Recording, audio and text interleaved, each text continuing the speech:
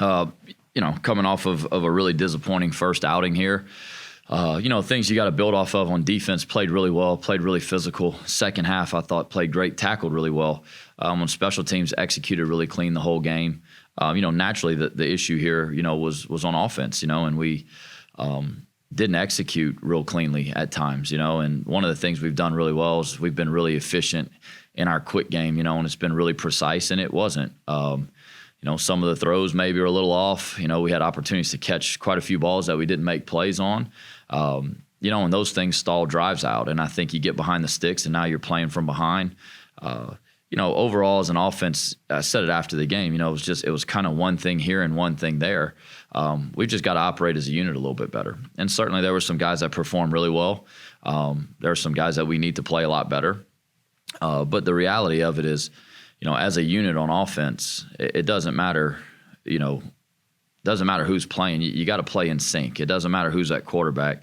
You got to protect really well. You got to make some tough catches at times. And running the football, we ran it well when we were able to. It's just when you end up behind the sticks a whole lot, you got to try to get back in position to be able to go for it, on third down in a manageable situation. So a lot of things that we've got to get better at. We knew week one, I said it, we'd see how far away we are from where we want to be, and we're a long way off right now. I know the character that's in our building. I know how much these guys care about it, coaches, staff, everyone included, myself in that mix as well. And we're going to work our tails off, and we're going to get it fixed. This is going to be a good football team. And it doesn't really matter what anybody else thinks, because in our building we believe that. And we're going to work really hard this week to go out and go get win number one. We know we have McNeese coming into town. Know they're going to be really excited to play, and they should be. They had a great week one win. They've got a great staff over there, done a really good job putting their roster back together, and they're playing good football.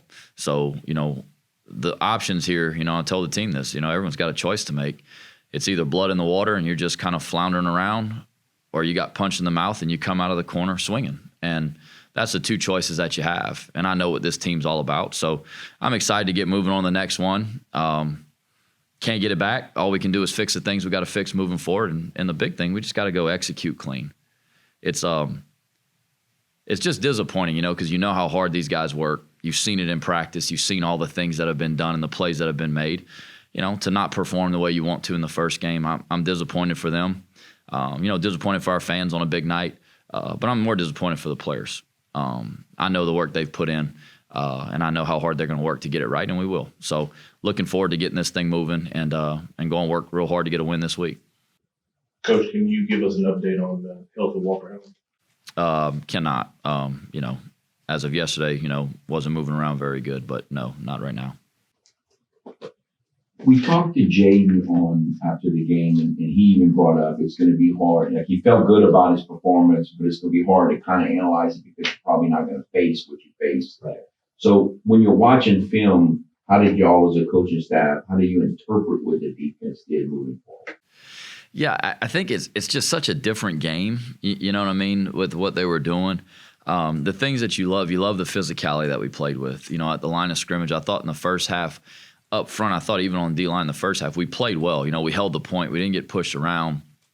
We didn't make a bunch of plays in the backfield like we did in the second half. Right. Second half, we got off of blocks, and we were playing up the field, and we were getting TFLs and doing things that got them off track, which was huge. And that's what you got to build off of that. Tackled really well in open space in the second half. In the first half, a couple of those explosives it's just a missed tackle, and those are things that you got to take pride in being a great tackling team. At some point, that's what offenses are going to try to do. Whether it's a triple option, it's a spread, they're going to try to put you in one-on-ones where you've got to make a tackle one-on-one, and did a really good job of that in the second half. Throw game-wise, yeah, that's hard to evaluate naturally. But we got to work hard this week to kind of get back in the groove of things with the normal, offense and the way that they operate, to put all the pieces together. But there's a lot of things to build off of, particularly the way the front played and the way we tackled pretty much as a group in the second half. How difficult is it kind of that preparation from the Rice offense that kind of had that one focus to more of a balanced kind of offense, like that process of kind of preparing from one offense to another like that? Well, there's challenges and everything. I think every week is its own thing. And the week before, good or bad, it can't affect the next one. Your preparation process is the same. We have a watch list that they watch Sunday, Monday, Tuesday, Wednesday, Thursday, things that they need to watch, they need to see. We have emphasis that we as an offensive and defensive staff have day in and day out. We know this period is going to be this emphasis, and you work the process week after week to prepare. So every team gives you unique issues. And this is no different for sure. So, for us, it's just about working the process this week and being really diligent in it. Thought we practiced really well last week, just didn't perform well in some areas. This week, we just got to finish the week and go play better. Speaking of practice, not knowing whether, we don't know anyway, whether Walker's starting, but after the passing game issue, practice seems like it's going to be really important this week. His availability one way or the other, that has to really complicate. Yeah, it does. It's like I said, as of yesterday, he didn't look very good. Today we're off, so we'll see where he goes from there. But yeah, practice is always important.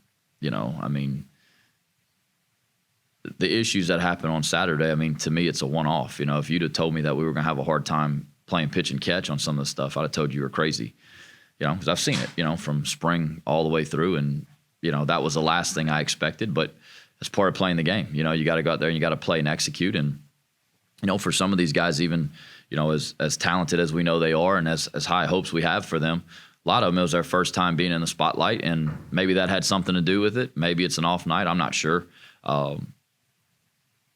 Look, your biggest fear is going out there and losing the game. All right. And this team, we talked about the expectations we have and what we want to do.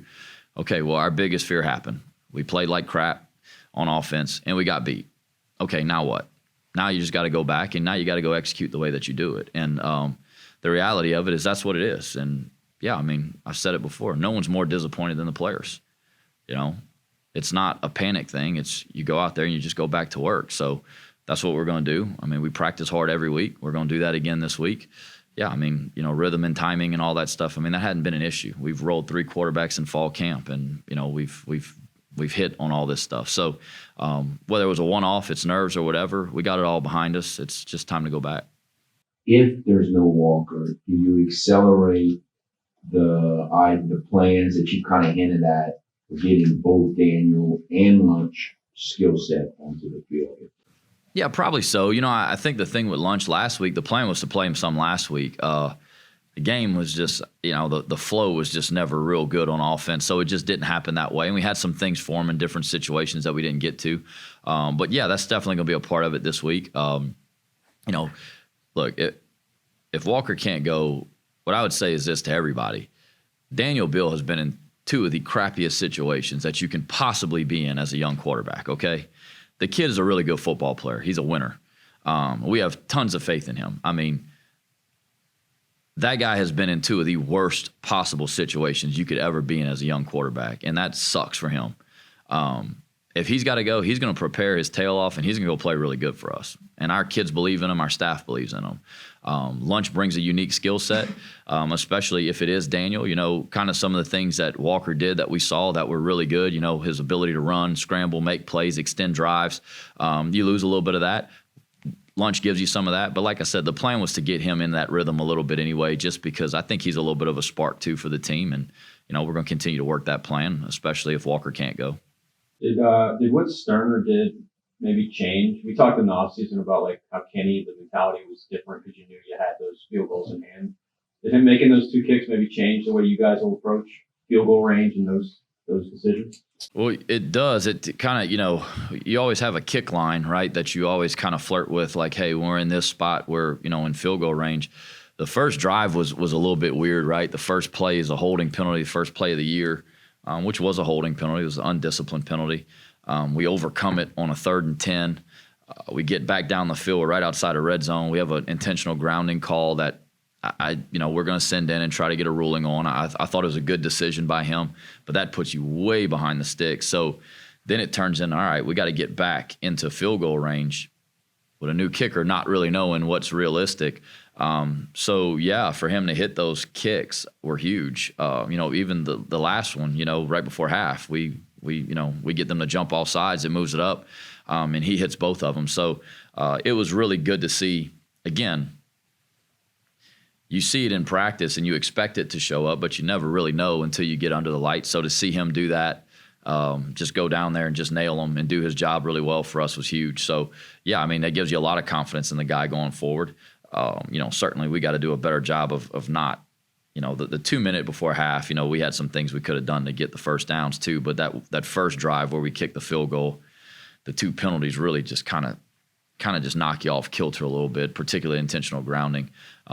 But he did a great job stepping up and getting points on the board. As bad as we played in the first half, you go in a 1-possession game at half because he hits those 2 field goals. You're in it the whole way. In the second half, we had opportunities.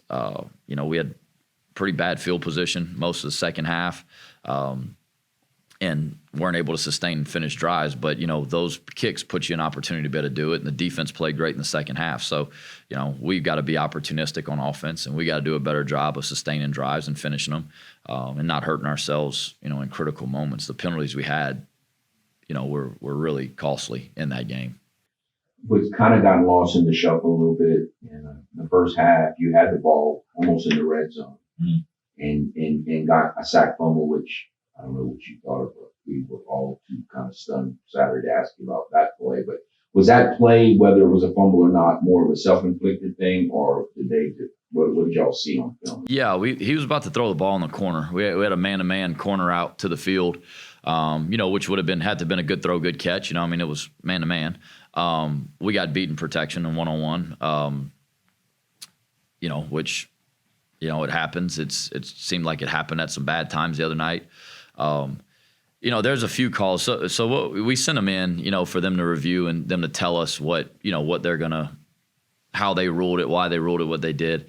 They reviewed that one. I don't know how, to me it looked like his arm's going forward, but they reviewed it. So that one was actually upheld.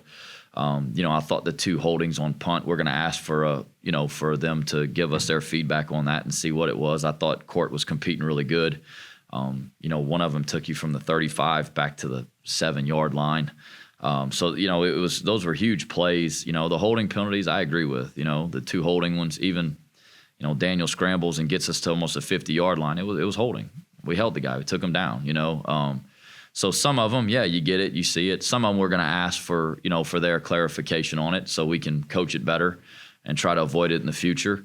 But it's it happened, so it's part of it, and they're real, they happen. So, you just can't do those things to put yourself in position where, they get called. So we got to do a better job, play with discipline, hands inside, and move our feet and do those things. One of Walker's early deep throws was picked off. Does that somewhat adjust how you try to stretch the field going forward?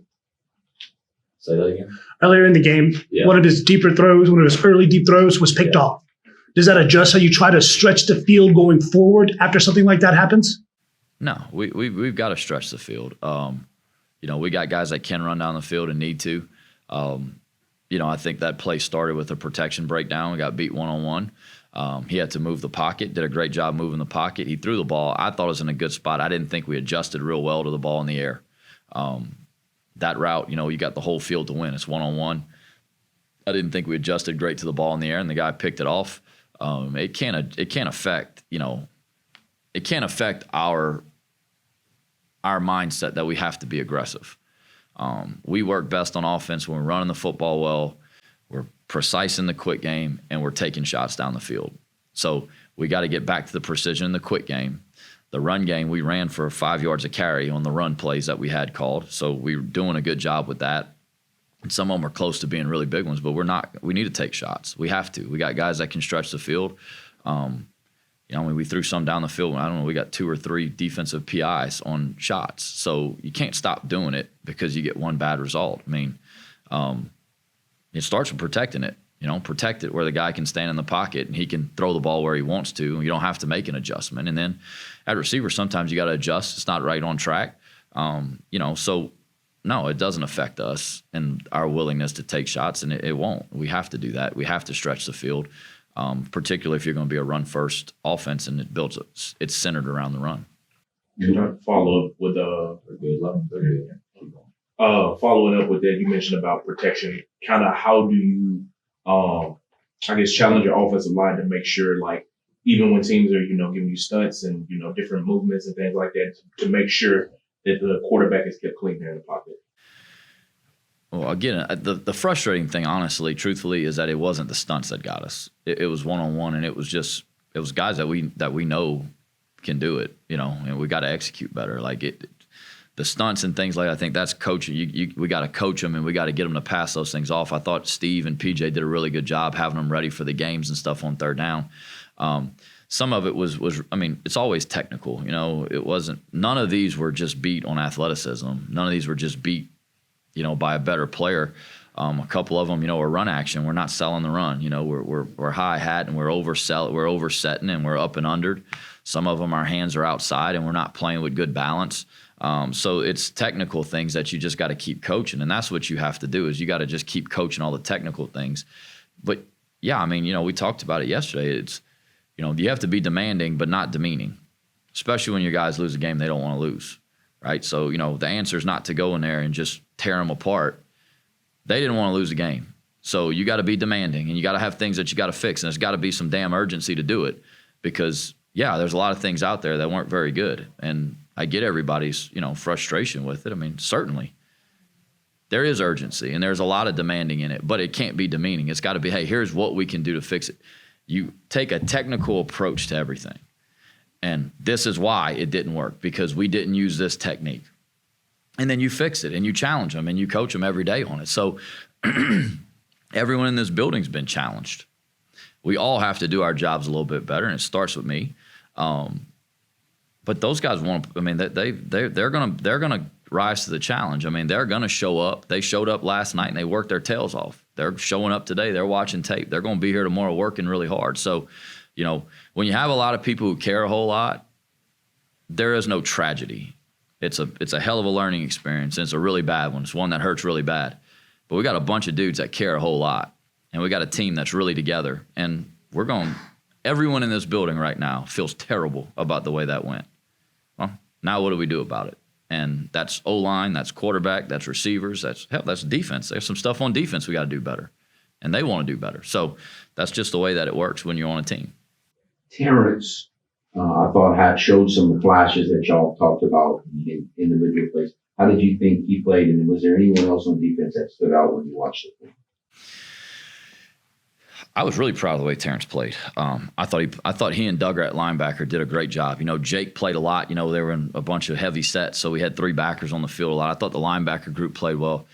Jordan Lawson, I thought was a spark plug for us. He made some big plays, got off of blocks. And Tyree Skipper, man, he was flying around. He's throwing his body around, making plays, just being really physical. His leadership on the sideline was elite. And even after the game, on Sunday, just his leadership and the way he does it and the way he plays, it just means a whole lot. So, last year I thought our offense kind of had to carry our defense maybe a little bit early, right? Be efficient, get them in good spots. It, might be a little different this year. And our defense is up to that challenge, though. We've got some guys out there that they play really hard. They're really good players. And, when you get challenged, you rise to the occasion. And so, our defense, we're expecting a lot of them right now while we get this stuff fixed on offense, and we will get it fixed. And, our defense right now, they play like they did week one. They can help us get there a whole lot.